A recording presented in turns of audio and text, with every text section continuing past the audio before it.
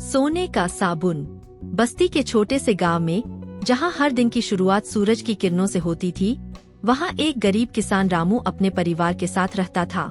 रामू मेहनत और ईमानदारी का प्रतीक था, लेकिन उसकी हालत हमेशा तंग रहती थी। उसके पास छोटी सी जमीन थी, जिस पर वह सब्जियां उगाता और गांव में बेचता था। उसकी पत्नी सीता एक सीधी सादी औरत थी, जो घर की देखभाल करती थी, और उनके दो प्यारे बच्चे रोहन और गीता अपनी छोटी सी दुनिया में मस्त रहते थे। एक दिन रामू अपने खेत में काम कर रहा था जब अचानक उसकी कुदाल किसी सख्त चीज से टकराई। उसने उत्सुकता से खुदाई की और पाया कि एक पुराना लकड़ी का बक्सा जमीन में दबा हुआ था। रामू ने बक्से को खोला और उसकी आंखें चमक उठीं। बक्से में सोने का एक चमकदार साबुन रखा हुआ था। साबुन को देखकर रामू चौंक गया, क्योंकि उसने पहले कभी ऐसा नहीं देखा था।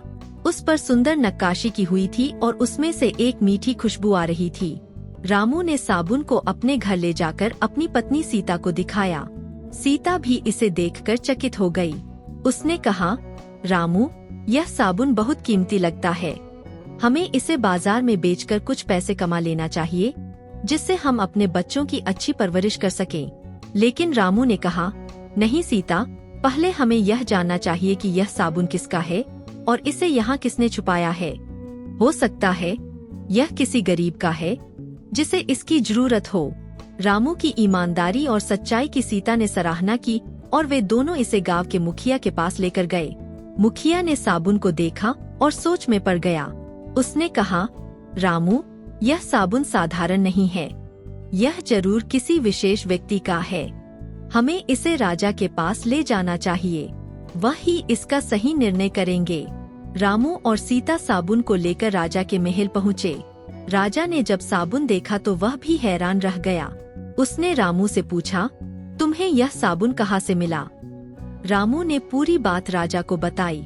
राजा ने साबुन को अपने हाथ में लिया और देखा कि उसके नीचे एक छोटा सा संदेश लिखा था।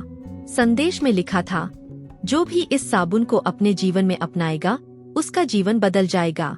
लेकिन इसके रहस्य को जानने के लिए हिम्मत, ईमानदारी और मेहनत की जरूरत होगी। राजा ने रामू की ईमानदारी से प्रभावित होकर कहा, रामू, यह साबुन तुम्हारे भाग्य का प्रतीक है, लेकिन इसके साथ एक चुनौती भी है। क्या तुम इसके रहस्य को जानने का प्रयास करोगे? रामू ने मुस्कुराते हुए जवाब दिया, हाँ महाराज, मैं इसे जानने के लिए तैयार हूँ। राजा ने रामू को एक बूढ़े विद्वान ऋषि वशिष्ठ के पास जाने का आदेश दिया, जो जंगल के गहरे हिस्से में रहते थे। ऋषि वशिष्ठ को रहस्यमयी वस्तुओं और उनके गुणों के बारे में गहरी जानकारी थी। रामू और सीता ने अपने बच्चों को साथ लेकर ऋषि वशिष्ठ के पास जाने का फैसला किया। रास्ता कठिन था। घना जंगल, तेज हवाएं और जंगली जानवरों का डर था, लेकिन रामू और उसकी परिवार ने हार नहीं मानी। वे हिम्मत और साहस के साथ आगे बढ़ते रहे। कई दिन और रातें बीत गईं और आखिरकार वे ऋषि वशिष्ठ के आश्रम पहुंच गए। ऋषि वशिष्ठ ने जब सोने का साबुन देखा तो उन्होंने कहा, रामू, यह साबुन एक साधारण वस्तु नहीं है। यह आत्मा की शुद्धता का प्रतीक है। इसका रहस्य जानने के लिए तुम्हें अपने जीवन के 3 सबसे बड़े सत्य का सामना करना होगा। रामू ने पूछा, क्या है वे 3 सत्य, गुरुदेव? ऋषि वशिष्ठ ने गंभीरता से कहा, पहला सत्य है स्वयं पर विश्वास। तुम्हें अपने अंदर की शक्ति को पहचानना होगा और हर स्थिति में अपनी सच्चाई के साथ खड़ा होना होगा। दूसरा सत्य है दूसरों की सेवा। तुम्हें निस्वार्थ भाव से दूसरों की मदद करनी होगी। और तीसरा सत्य है मेहनत का मोल। तुम्हें यह समझना होगा कि असली सोना मेहनत से ही पाया जा सकता है, न कि शॉर्टकट से। रामू ने ऋषि वशिष्ठ की बातों को ध्यान से सुना और मन ही मन यह ठान लिया कि वह इन तीनों सत्यों का पालन करेगा। इसके बाद ऋषि ने कहा, अब तुम्हें एक परीक्षा देनी होगी। इस साबुन को 1 महीने तक बिना इस्तेमाल किए अपने पास रखना होगा, लेकिन याद रखना, इस दौरान तुम्हारे मन में लालच नहीं आना चाहिए। अगर तुम सफल रहे तो तुम्हें इसका असली रहस्य पता चल जाएगा। रामू ने साबुन को अपने पास रखा और पूरे 1 महीने तक मेहनत और ईमानदारी से अपने खेत में काम किया। कई बार उसे लालच हुआ कि वह साबुन को बेचकर पैसे कमा ले, लेकिन उसने अपने मन को सच्चाई और ईमानदारी की राह पर बनाए रखा। 1 महीने बाद जब रामू फिर से ऋषि वशिष्ठ के पास पहुंचा, तो ऋषि ने मुस्कुराते हुए कहा, रामू, तुमने लालच को अपने पास नहीं आने दिया। यही इस साबुन का असली रहस्य था।